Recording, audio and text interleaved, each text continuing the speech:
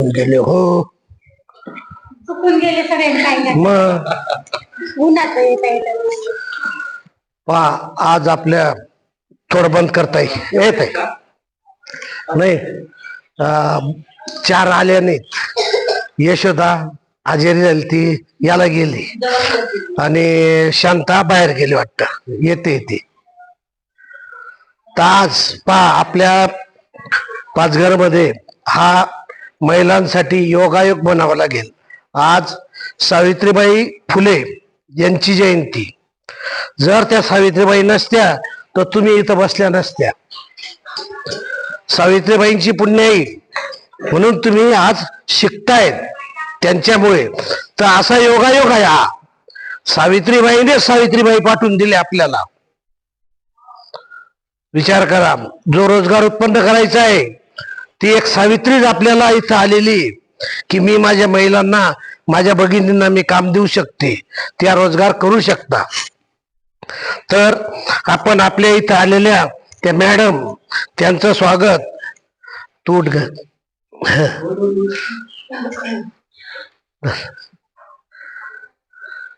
या करतील.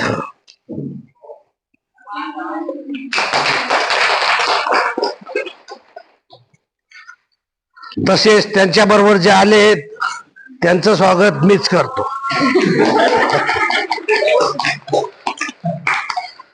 तसेच आपल्या इथं ज्यांनी हा उपक्रम चालू केला, महिलांसाठी रोजगार मिळावा अशी धडपड करणारे आपले चारू सर यांचं स्वागत सरपंच करतील अशी मी त्यांना विनंती करतो.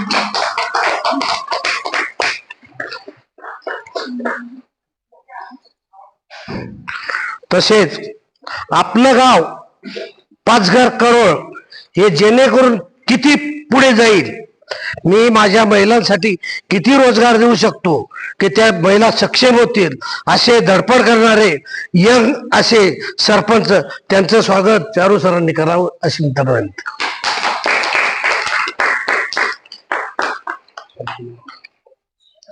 तसेच आपल्या टेनर ज्या आहेत परिहार मॅडम त्यांचं स्वागत मॅडमने करावं.